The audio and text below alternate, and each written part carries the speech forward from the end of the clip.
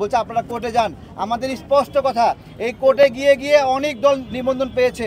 তার মানে এই ইলেকশন কমিশন কিভাবে তদন্ত করে যে কোর্ট যেটাকে সঠিক মনে করে তারা সেটাকে ভুল মনে করে? একাই আমি এটা মনে করেন? আপনারা আমাকে এদেরকে কখনো দেখেননি।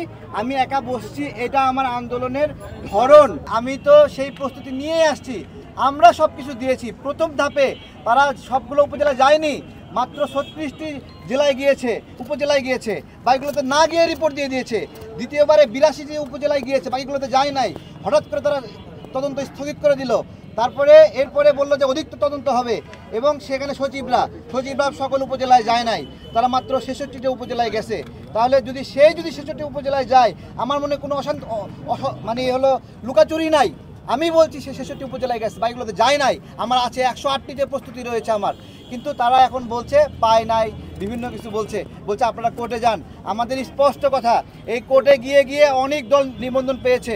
তার মানে এই ইলেকশন কমিশন কিভাবে তদন্ত করে যে কোর্ট যেটাকে সঠিক মনে করে তারা সেটাকে ভুল মনে করে? তাহলে এতগুলো তারা ভুল করছে, না হলে তো 10-15টা দলের ক্ষেত্রে তারা ভুল করছে। তাই এতগুলো দলের ক্ষেত্রে তারা ভুল করছে, তারা এখন আইসা আমার পরীক্ষা নিচ্ছে। এই নির্বাচন কমিশনের লোক তারা কারা? খুব ফেরেস্তা, তাই না?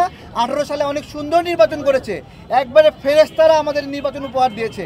হ্যাঁ, তারপরে 24 সালে খুব ভালো নির্বাচন দিয়েছে, 2 মেয়র নির্বাচন হয়েছে, এখানে তাপস সাহেব, আতিক সাহেবকে নির্বাচিত করেছে, অনেক সুন্দর নির্বাচন করেছে, তাই না? তারা এসে আমাদের পরীক্ষা নিচ্ছে, আমরা সেই পরীক্ষাও দিয়েছি। এখন বলছে হচ্ছে না। আমরা স্পষ্ট করে বলছি, অনেকের সমালোচনা করার কারণে অনেকে কষ্ট পেয়েছেন। ভাই, রাজনীতিতে সমালোচনা না থাকলে এটা মরুভূমি মনে হবে। এই সমালোচনার জন্য যদি আমাদেরকে আটকায়ে দেন, উপদেষ্টাদেরকে বলছি আপনাদের নির্বাচনে অংশগ্রহণ করেন, এটা আমরা চাই না, আমরা বলেছি। এই কারণে যদি আমরা নির্বাচনে যেতে পারবো না এরকম ব্যবস্থা করেন, তাহলে তো এটা আপনি তার চেয়ে বড় ফ্যাসিবাদ হয়ে গেলেন।